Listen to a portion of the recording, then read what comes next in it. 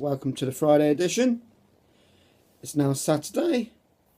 I didn't really do much yesterday, but I've been thinking about doing this. Cooper's Australian Lager. I've not done one of these before, so I thought I'd give it a go. I've got some Munton's beer enhancer. I'm going to use that with it, and just use the standard yeast that come with it. I did buy a lager yeast, but I've read reports on the web that you should really just use, well, the standard one that comes with it. I don't want to play around with it too much.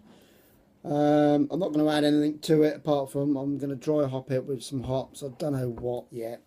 I've got some Citra, so who knows.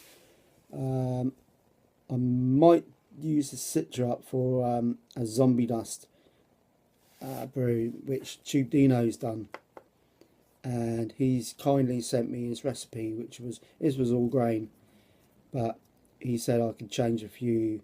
Instead of using the grains, I use dry malt extract, but there's a few extras I need to get first from the homebrew shop, but I won't be able to do that for a while. But yeah, so I might keep the Citra for that. That's very interesting. What you can hear bubbling is my Cooper's English Bitter, which I brewed last week, and it's still bubbling. This is a first for me. Normally when I do my brews, that's it bubbles for like 2 days, 3 days maximum, and then it dies down. But no, this is strange.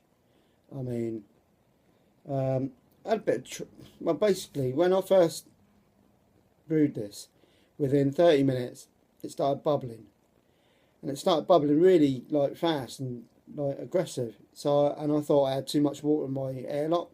So what I stupidly done was I thought, oh, I'll just empty a little bit of the water out of it. So I took the airlock out, emptied a bit out, and then I put it back in, and then nothing. No bubbles, no anything. I thought, shit, what have I done? But 10 hours later, it started bubbling again. I was like, oh, thank God for that. Now the bloody thing's not stopped. Well, it's a bit annoying. Yeah, it is a bit annoying because I did plan to dry hop it.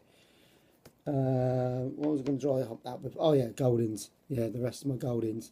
I was going to dry hop that, but I can't do that at the moment. I'm going to wait. But that's a good thing, because it's also a good thing because it gives me time to drink the rest of this, which I think I've got about 10 pints left in the barrel. This is my Santa's Winter Warmer, and as soon as I finish that barrel, the Cooper's English Bitters go straight into it. So it's sort of doing me a favour. Right, so that's that. Must say, this is still beautiful. It's not gone off. It's not. It's just. Well, obviously it's got better, but this is great. This is amazing beer. Right, the Razorback, that's been barreled. I did a little taste of it when I did the hydrometer reading before I barreled it. Yeah, it was really fruity. It was different, but I mean, it wasn't unpleasant. It wasn't horrible. So I have high hopes for that. A lot of people slated this Razorback. The reason why I done it, I'm fingers crossed. I really want this to work, because if it works, then maybe a lot of you lot will go out and get it and give it a try. But that's in the future anyway. My Cooper's IPA, that is still in the barrel. I haven't done anything with that apart from I had the taste test on Homebrew Wednesday last week. That was good. So I can't really start drinking that until I got rid of this. I don't really want to mix my beers up. But, you know. Right. Spicy herb ale. Yeah. That's bottled. I had major problems with that. I'm gutted, absolutely gutted with it. Basically, I used the spicy tea bags, and when I did my brew, I put them in the pot and steeped them for like 20 minutes while I was cooling it down. And then I decided to like try and get them out. So I got them out, and I should have counted them because I know I put 6 in, and I thought I got all of them out. But so as I was pouring the water into my 5 litre bucket, fermenting bucket, I swear I saw one go in. I did have a quick search for it. I couldn't find it. I thought I must have been seeing things.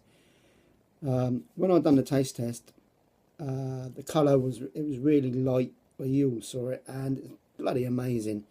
And I actually said, you know, I wish I added more spices and herbs. But anyway, so when I went to sort of bottle it, I had problems. As soon as I opened up the lid, I noticed, yeah, there was one of those tea bags that was stuck in it. It stayed in it, and it broke down. It was in bits, and there was all these little seed sort of things in it. I thought, oh, okay. So when I went to bottle it, using my bottling wand, one of these little seed things got stuck in the hole, and oh, it's a bloody nightmare. I was like, for ages, nothing was coming out. And then I remember Brewmaster Ben, and he did a little video on his thing. If I could quickly find one. Is it in here? No, bottling wand. I can't find one at the moment. But yeah, there's a spring in it. Take the spring out. Yeah, but leave the little. There's another little thing right at the bottom. Leave that in. Took the spring out. It worked perfectly. But that was.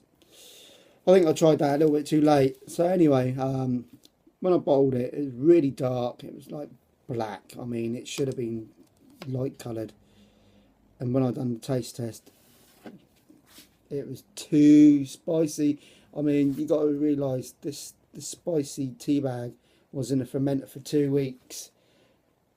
Just adding more and more spices to it. And so anyway, it's bottled.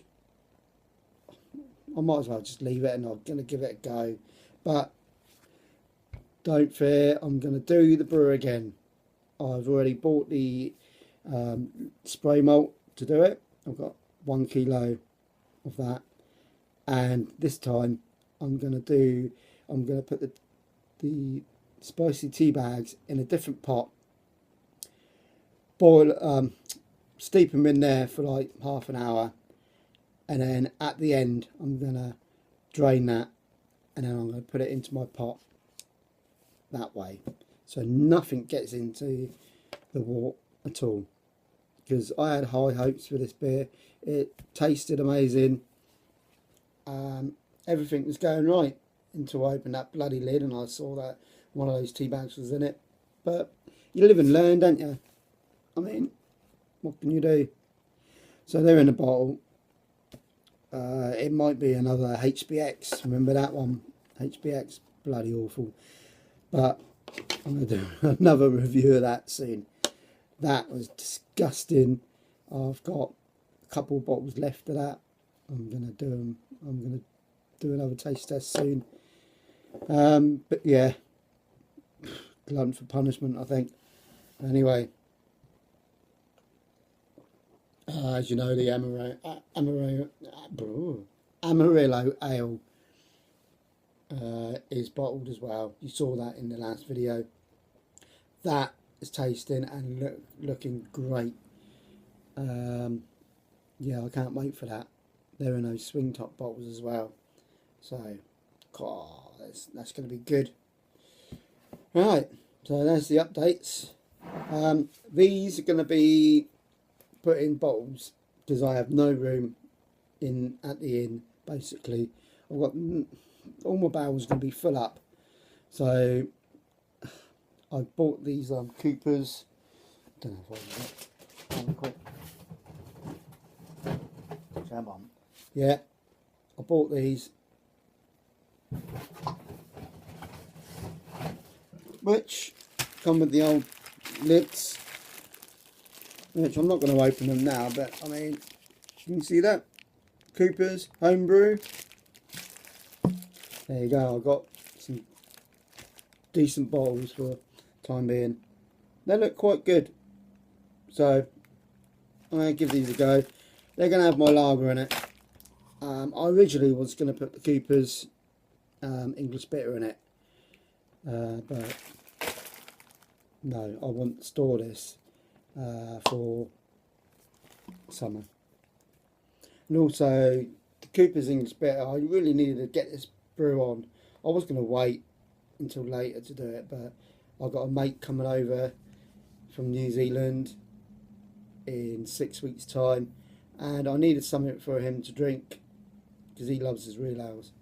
So I think we're going to be drinking the Cooper's English bitter, the Razorback, definitely be drinking that, and if I've got any other Cooper's IPA left, we'll have a go on that as well. But right, I think this has turned into a Friday ramble, but a good one, I think.